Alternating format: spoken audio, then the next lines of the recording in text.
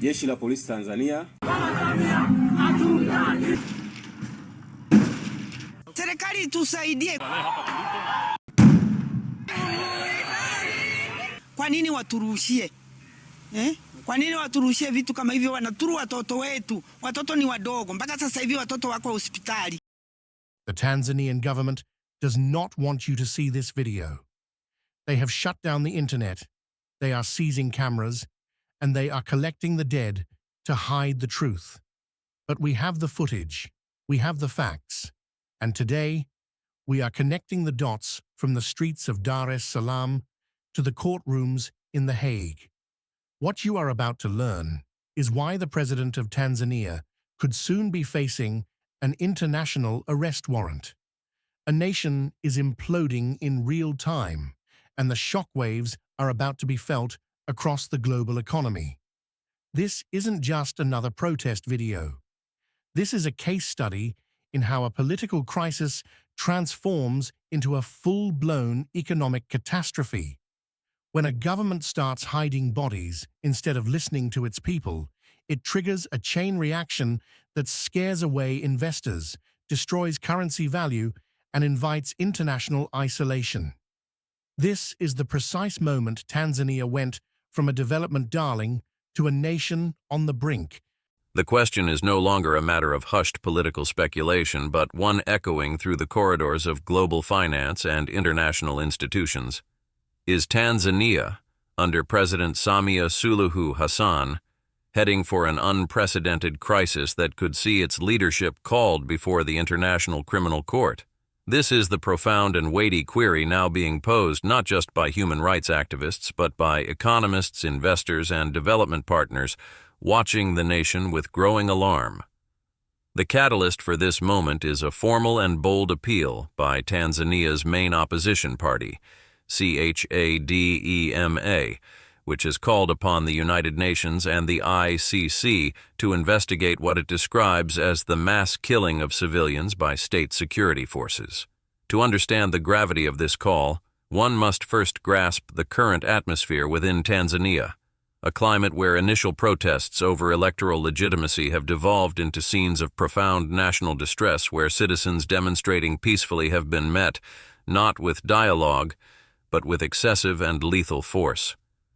Harrowing visual evidence emerging from multiple regions paints a grim picture of casualties, with hospitals overwhelmed and, most disturbingly, reports that security forces are moving systematically from hospital to hospital, collecting bodies and seizing CCTV footage in an alleged effort to erase the physical proof of the lives lost, to control the narrative and suppress the true scale of the tragedy.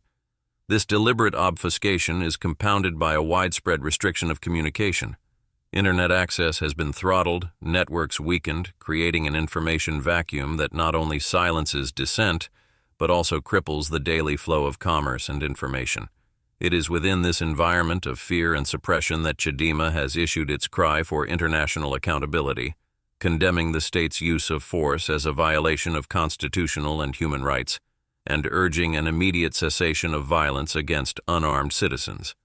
But the true seismic shift here is the direct appeal to the International Criminal Court, a body of last resort for crimes against humanity, suggesting that these are not isolated incidents but a systematic campaign to suppress political dissent, a campaign for which those in command could be held directly responsible. And this is where the name of President Samia Suluhu Hassan becomes central, as the principle of command responsibility under international law means that ultimate accountability for the actions of state security forces can rest at the very top. Now, while the immediate focus is on the horrific human cost, the ramifications of this political implosion are already sending shockwaves through the very foundations of Tanzania's economy and financial stability. The perception of a nation in turmoil facing potential ICC scrutiny acts as a powerful poison to investor confidence. Foreign direct investment, the lifeblood of a developing economy, is likely to freeze or flee as international capital seeks safer, more stable havens, leading to potential capital flight that would weaken the Tanzanian shilling and make government borrowing prohibitively expensive. Furthermore, The government may be forced to divert scarce public funds from critical sectors like healthcare, education, and infrastructure, the very building blocks of long-term prosperity, towards bolstering security apparatuses, thereby starving the economy of future growth potential.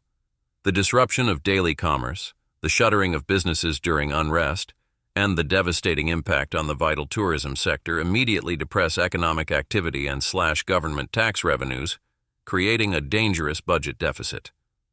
And perhaps most critically, Tanzania's relationships with international development partners and multilateral institutions like the World Bank and the IMF, which often tie financial aid to strict governance and human rights benchmarks, now hang in the balance. The suspension of direct budget support is a very real and looming threat, which would blow a massive hole in the nation's finances and cripple its development agenda. A potential downgrade of the country's sovereign credit rating would be the final blow, making it exponentially more expensive to service existing debt and locking the nation out of affordable international capital markets. So, Tanzania stands at a perilous crossroads more profound than mere political choice. One path leads toward dialogue, healing, and the arduous task of rebuilding trust and economic stability.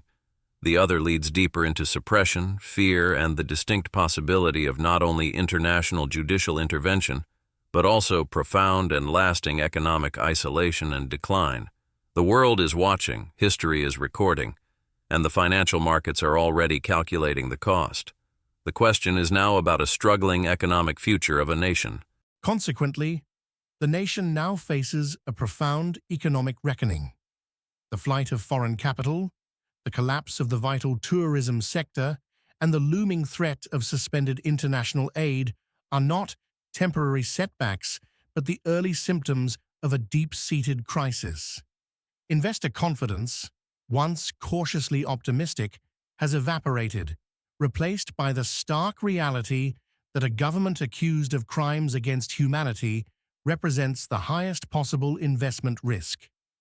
The diversion of scarce public funds from essential services like healthcare and education to fund security operations and crisis management will cripple human capital development, ensuring that the economy is starved of the skilled workforce and infrastructure necessary for long-term growth. Ultimately, history will record that the Suluhu administration's legacy was not one of economic revival, but of catastrophic failure. By prioritizing political survival over the well-being of its citizens, the government has triggered a downward spiral where political instability begets economic collapse, which in turn fuels further social unrest.